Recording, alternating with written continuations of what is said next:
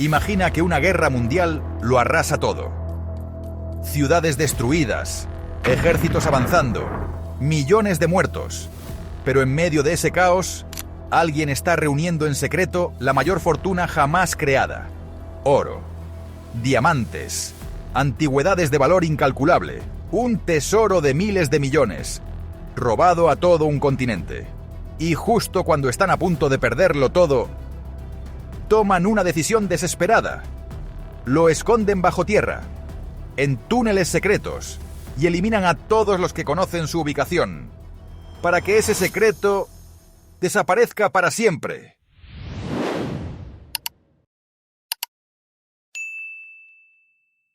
En 1942, cuando el ejército imperial japonés estaba en la cima de su poder y había logrado invadir y ocupar casi todo el sudeste asiático, inició una operación de saqueo aterradora y sistemática.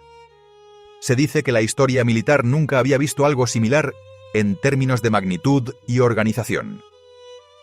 Cada vez que ocupaban una región, borraban literalmente toda su riqueza. Robaban todo, absolutamente todo lo que tuviera valor. Esta operación de saqueo organizado llevaba un nombre: Lirio Dorado. El cerebro detrás de esta operación era el príncipe Chichibu, hermano del emperador de Japón en ese momento. Los miembros de la organización Lirio Dorado entraban a cada país y lo despojaban por completo. El saqueo no se limitaba a bancos e instituciones financieras. También irrumpían en museos, templos, galerías de arte e incluso bibliotecas con libros raros y manuscritos antiguos. Cualquier objeto con valor era tomado. Llegaron al punto de destruir economías enteras, dejando a los pueblos sumidos en la pobreza extrema tras robar su patrimonio y su futuro. La magnitud del saqueo era tan abrumadora que incluso los mercados negros fueron objetivo. Ni siquiera los criminales y las mafias locales lograron escapar de ellos. Después de reunir cantidades masivas de tesoros de todas las formas y tamaños, surgió el mayor desafío: ¿cómo trasladar toda esa riqueza a Japón sin problemas? Para facilitar el transporte del oro y ocultar su origen, lo fundieron y lo convirtieron en lingotes. De esta manera nadie podría rastrear de dónde provenía ese oro. Luego marcaron los lingotes con símbolos japoneses para que parecieran de origen nacional. Así lograban limpiar la reputación del oro robado ante el mundo. Una vez transformadas estas riquezas en lingotes limpios, comenzaron a reunir todo el oro saqueado y a trasladarlo a Filipinas. Eligieron Filipinas como centro de acopio y transporte porque estaba ubicada en el corazón del vasto imperio japonés. Era el punto ideal para almacenar y registrar los tesoros antes de enviarlos a Japón. Al inicio de la operación Lirio Dorado, todo avanzaba sin contratiempos. El plan era simple: reunir el oro y los tesoros de todos los territorios ocupados, trasladarlos a Filipinas, hacer un inventario completo y luego cargarlos en barcos rumbo a Japón. El objetivo era reforzar la economía de guerra. Durante un año completo, la red operó con máxima eficiencia. El oro fluía hacia Japón como un río. Pero en junio de 1942 ocurrió algo que cambió por completo el equilibrio y alteró para siempre el destino del tesoro. Las fuerzas japonesas y estadounidenses se enfrentaron en una intensa batalla naval cerca de una pequeña isla en el Océano Pacífico, Midway. Aunque la batalla duró solo 4 días, el resultado fue catastrófico para Japón. En ese corto periodo, las fuerzas estadounidenses hundieron 5 grandes buques japoneses, destruyeron 270 aviones y causaron la muerte de 3.500 soldados y marineros. Esta pérdida significó que Japón perdió el control total del mar.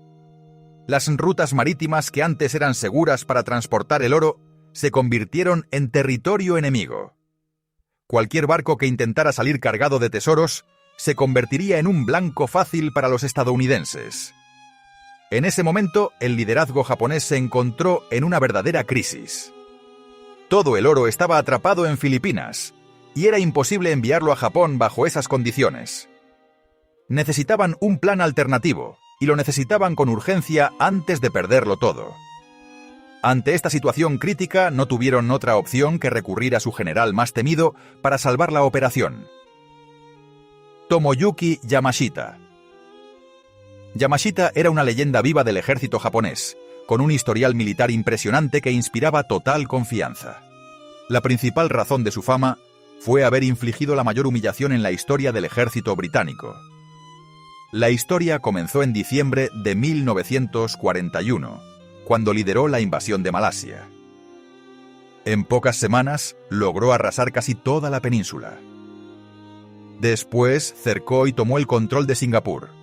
Lo más impactante es que antes de sus operaciones los británicos creían tener el control total y que Singapur y Malasia estaban completamente seguras. Yamashita les demostró lo contrario, de forma contundente y humillante. Los obligó a rendirse en lo que se convirtió en la mayor capitulación en la historia del ejército británico. En cuestión de horas, alrededor de 100.000 soldados aliados quedaron bajo su control. Esta victoria aplastante le valió el apodo de «El Tigre de Malasia». Por eso, cuando la situación en Filipinas se volvió crítica y el tesoro estaba en peligro, él era el hombre indicado. La orden era clara: el oro no podía salir de Filipinas en ese momento. Su misión era ocultarlo y protegerlo hasta lograr la victoria y poder recuperarlo. Yamashita se enfrentaba a una tarea completamente distinta a las batallas abiertas que conocía. Debía esconder bajo tierra una riqueza capaz de construir un imperio entero. Para ejecutar esta misión, comenzó a planificar una de las mayores operaciones de ocultamiento de la historia. Según los relatos, identificó 175 ubicaciones adecuadas para convertirlas en escondites del tesoro a lo largo de Filipinas. Los sitios fueron seleccionados con extremo cuidado, en zonas aisladas, la mayoría cubiertas por terrenos montañosos y selvas densas. La idea era tan simple como efectiva. En esas selvas tropicales, la vegetación crece a gran velocidad. Así, una vez construidos los túneles y sellados los escondites, la selva volvería a crecer y cubriría cualquier rastro de excavación o construcción. La tierra quedaría como si nada hubiera ocurrido. En cuanto al proceso de construcción, fue otra historia de horror. Yamashita utilizó prisioneros de guerra y trabajadores locales como esclavos para excavar y construir cámaras del tesoro y túneles subterráneos. Personas que cavaban sin saber qué estaban construyendo ni por qué. Pero para Yamashita eso no importaba. El destino de esos trabajadores estaba sellado desde el principio. Toda la operación se basaba en el secreto absoluto. Y para asegurarse de que nadie conociera la ubicación del tesoro, la única solución era eliminar a todos los testigos. En cuanto los trabajadores terminaban de construir un escondite y colocaban las cajas de oro y tesoros en su interior, eran ejecutados de inmediato. En muchos casos, sus cuerpos quedaban dentro de los túneles, junto al propio tesoro. Así, Yamashita garantizaba que las riquezas permanecieran ocultas y que nadie pudiera alcanzarlas, excepto el ejército japonés al regresar victorioso.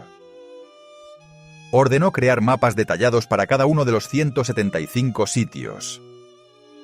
Cada mapa fue escrito utilizando símbolos kanji, que en ese momento no eran ampliamente conocidos fuera de Japón. Además, los mapas no incluían referencias topográficas claras. No había montañas, ni ríos, ni elementos reconocibles. Solo símbolos kanji que señalaban puntos específicos en el terreno. Si uno de esos mapas caía en manos equivocadas, sería simplemente un papel sin sentido. Pero el sistema de protección no se basaba únicamente en ocultar la ubicación. La organización instaló una extensa red de minas, explosivos e incluso gases tóxicos dentro de los túneles. También utilizaron técnicas de ingeniería basadas en el nivel de las aguas subterráneas. De esta forma, cualquiera que intentara excavar o entrar sin los mapas corría el riesgo de morir ahogado por una explosión o asfixiado por gases. En abril de 1945, la situación militar de Japón en Filipinas colapsaba rápidamente. Las fuerzas estadounidenses avanzaban con fuerza, presionando sin descanso. Yamashita se vio obligado a retirarse hacia las montañas cercanas a la ciudad de Baguio, en el norte. En ese momento la operación dejó de ser un plan meticuloso y se convirtió en una carrera desesperada contra el tiempo. Aún había barcos en el puerto cargados de oro, pero ya no había tiempo para trasladarlo a los escondites. La decisión fue extrema: hundir los propios barcos para que el tesoro se perdiera con ellos y no cayera en manos enemigas. Uno de los actos más inquietantes ocurrió cuando Yamashita dio la orden a sus principales ingenieros de sellar el último escondite en construcción. Estos ingenieros eran los más peligrosos dentro de toda la operación. Conocían todos los secretos, cómo se habían elaborado los mapas, las ubicaciones exactas, las trampas y su funcionamiento. Pero lo que no sabían era que Yamashita tenía preparado un plan final. Un plan con el que aseguraría el secreto del tesoro para siempre. Mientras los ingenieros terminaban el trabajo en el último túnel, Yamashita dio la orden de sellarlo con ellos dentro. 3 meses después de cerrar el último escondite y enterrar a los ingenieros, la Segunda Guerra Mundial llegó a su fin con la rendición de Japón. El general Yamashita, el Tigre de Malasia, fue capturado y llevado a juicio por crímenes de guerra. El proceso duró 5 semanas. Al final, el tribunal lo declaró culpable y lo condenó a muerte por ahorcamiento.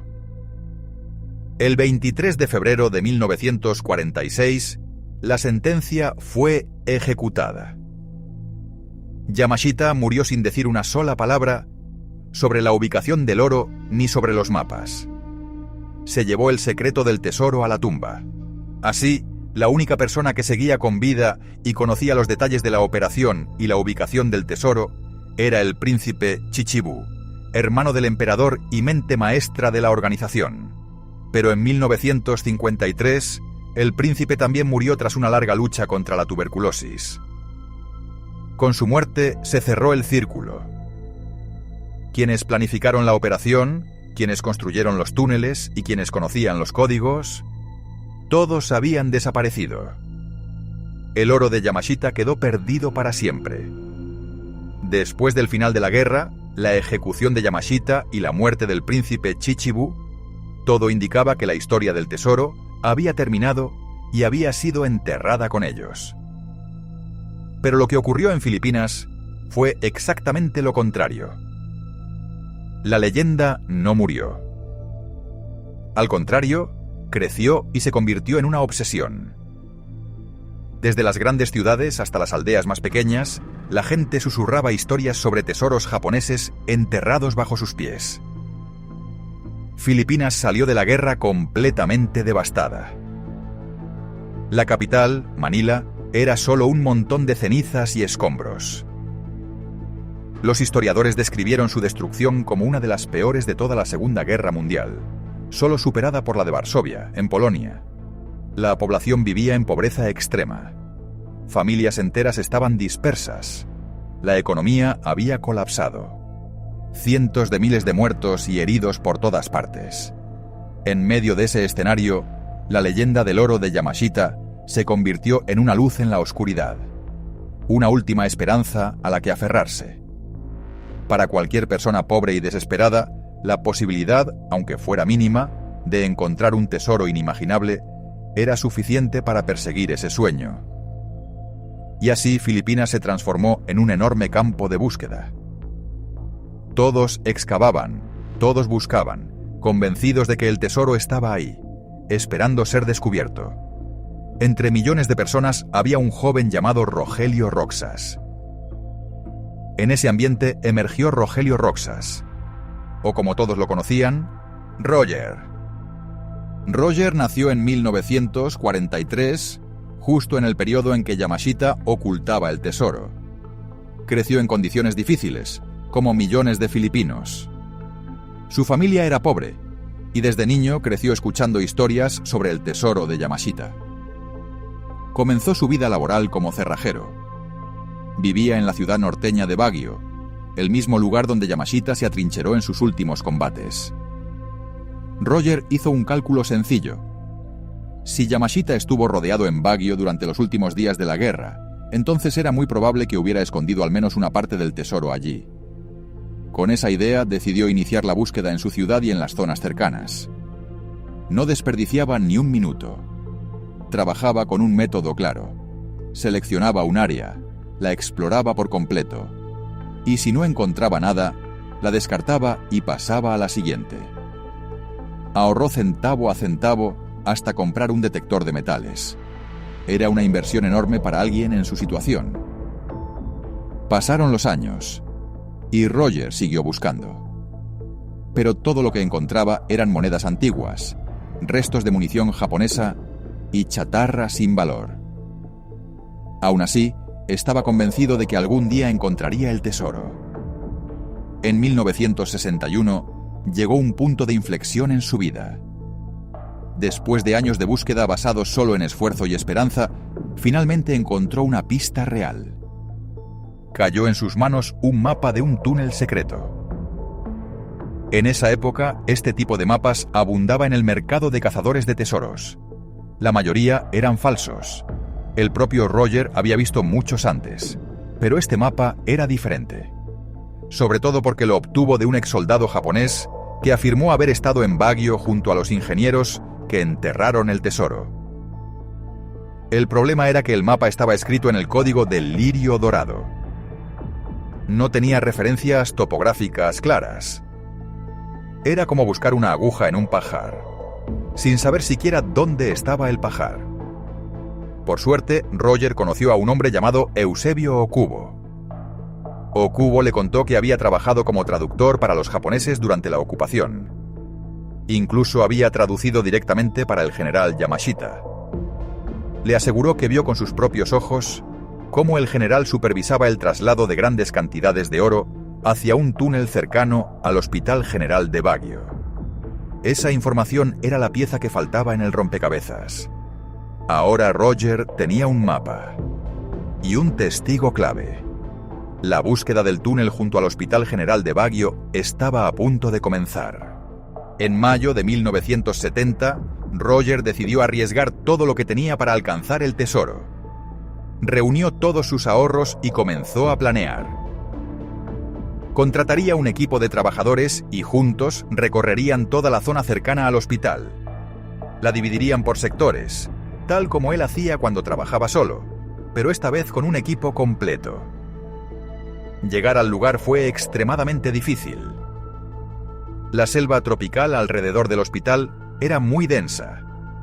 El terreno había cambiado durante los últimos 25 años y la vegetación había crecido de forma descontrolada. Usaban machetes para abrirse paso entre las ramas, solo para poder avanzar. Después de 2 semanas de búsqueda continua, Roger divisó la entrada de una cueva entre las rocas. Entró junto a su equipo. Pero tras avanzar unos 100 metros, encontraron el camino completamente bloqueado por un derrumbe de rocas. Para Roger, esto era una señal clara. Ese derrumbe probablemente había sido provocado por los japoneses con explosivos para sellar la entrada. Y eso significaba que el tesoro estaba justo detrás. Roger y su equipo trabajaron durante 4 meses. 4 meses largos y agotadores, excavando sin descanso entre roca y tierra. Cuando ya estaban al límite, finalmente lograron romper la barrera y abrir un acceso al túnel sellado. Habían llegado al momento que esperaban. Pero lo primero que vieron fue aterrador. Frente a ellos había esqueletos con ropa desgastada. Al observarlos de cerca, notaron que eran uniformes militares japoneses. Todo indicaba que eran los ingenieros y soldados que Yamashita había enterrado vivos para proteger el secreto. Junto a los restos encontraron rifles, cables y antiguos equipos de radio. Eso confirmó que estaban en el lugar correcto, pero los túneles que se extendían más allá formaban una red amplia y compleja. Roger y su equipo pasaron semanas explorando pasaje tras pasaje, día tras día. Sin embargo, solo encontraban oscuridad, tierra y frustración. La desesperación empezó a apoderarse de Roger. Sus ahorros se habían agotado. El dinero que pidió prestado también desapareció. Ya no tenía cómo pagar a los trabajadores. El equipo comenzó a desintegrarse. Uno a uno se fueron marchando. Después de 6 meses desde el inicio de la excavación, Roger estaba solo, sin dinero, y convencido de haber desperdiciado su vida persiguiendo una ilusión. Había llegado al límite. Decidió rendirse. Pero en el último momento, justo antes de recoger sus herramientas y marcharse para siempre, tomó una decisión. Haría un último intento desesperado. Encendió su detector de metales y comenzó a recorrer el suelo de uno de los pasillos del túnel. De pronto, el dispositivo emitió un fuerte zumbido. Para Roger, ese sonido fue la música más hermosa que había escuchado en su vida. Significaba que el momento que había esperado durante años finalmente había llegado. Comenzó a cavar con desesperación en el punto señalado. Y lo que encontró le quitó el aliento. Descubrió una estatua de Buda hecha de oro macizo, elaborada con gran precisión en estilo birmano. Medía aproximadamente 1 metro de altura y pesaba cerca de 1 tonelada, unos 1000 kilos de oro. Alrededor de la estatua había cajas de madera apiladas, llenas de lingotes de oro. Roger sintió que lo tenía todo. Reunió a un equipo y trasladó la estatua a su casa para mantenerla a salvo. En una ocasión, mientras la examinaba, notó que la cabeza del Buda podía desmontarse. Al abrirla, descubrió un compartimento oculto lleno de diamantes y piedras preciosas. Roger había logrado lo imposible. Pero no sabía que ese Buda dorado, que parecía sonreírle, sería, en realidad, la maldición que llevaría al hombre más peligroso de Filipinas hasta su puerta. Como suele decirse, la alegría no siempre se completa. La felicidad de Roger por el descubrimiento no estaba destinada a durar. La noticia de su hallazgo se propagó rápidamente hasta llegar al Palacio Presidencial. El dictador Ferdinand Marcos, conocido por su ambición, no estaba dispuesto a dejar escapar un tesoro de ese tamaño. En la madrugada del 5 de abril de 1971, a las 2:30, Roger y su familia despertaron por fuertes golpes en la puerta. Una voz desde afuera gritaba amenazas claras. Tenían 3 minutos para abrir o dispararían. Roger, que aún vivía la euforia de su hallazgo, se encontró de repente rodeado por un grupo armado desconocido. En cuanto abrió la puerta, irrumpieron en la casa. Registraron todo sin control. Se llevaron la estatua, los lingotes de oro que Roger había trasladado y cualquier documento que pudiera probar su derecho sobre el tesoro. Roger quedó paralizado, viendo cómo el sueño de su vida desaparecía en cuestión de minutos. A pesar del terror, decidió enfrentarlo. Denunció el robo ante la policía y su historia llegó a la prensa. En ese momento, Marcos controlaba el ejército y la policía, pero aún no dominaba completamente los medios de comunicación. Los periódicos difundieron el caso como un escándalo nacional.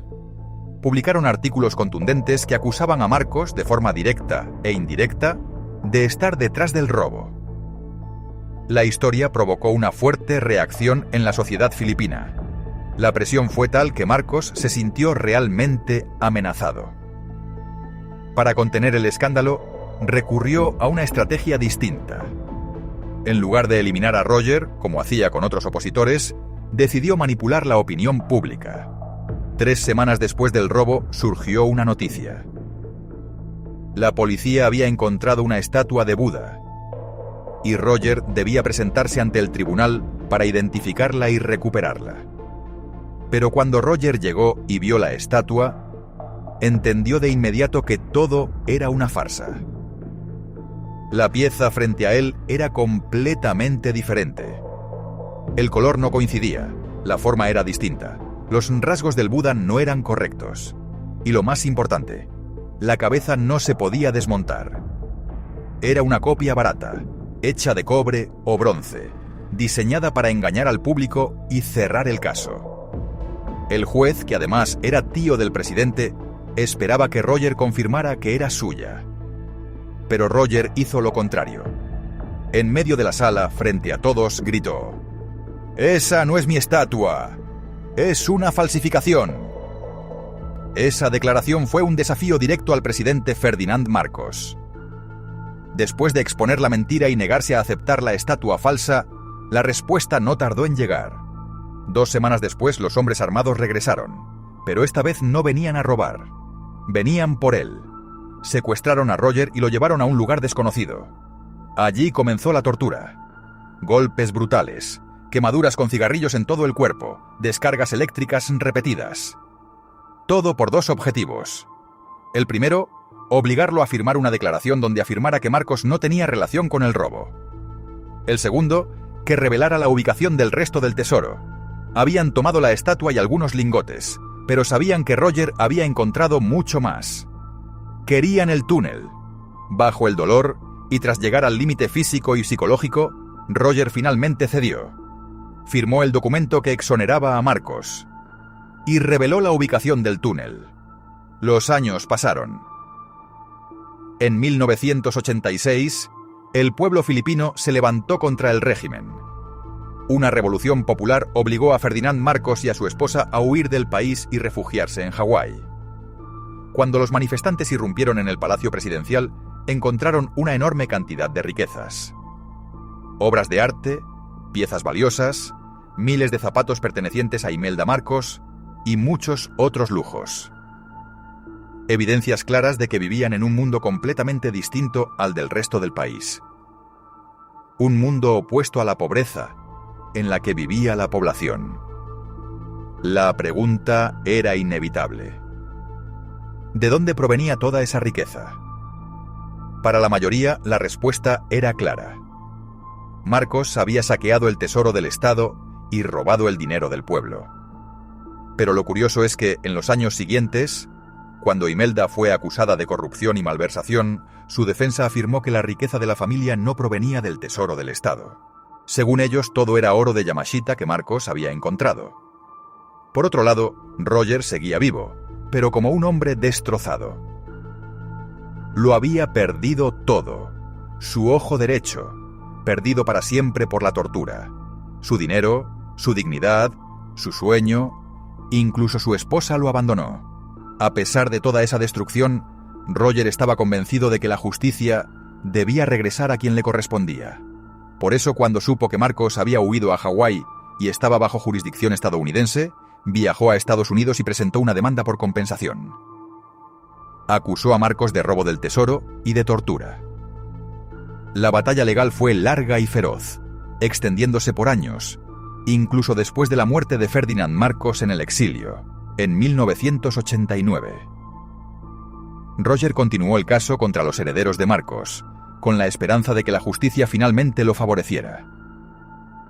En 1996, tras un arduo litigio, el tribunal y el jurado emitieron un fallo histórico. Reconocieron que Marcos había robado efectivamente el tesoro de Roger y le otorgaron una indemnización astronómica de $22.000 millones. Fue la mayor compensación en la historia de los juicios civiles del mundo. El fallo representaba un reconocimiento oficial. Roger había sido honesto. El oro de Yamashita era real. Y Marcos simplemente un ladrón que se había apropiado del esfuerzo y del sueño de un hombre común. Pero si creen que la historia terminó feliz, se equivocan. Roger no llegó a disfrutar su triunfo. Murió de manera repentina el día que iba a conocer el fallo, a los 49 años.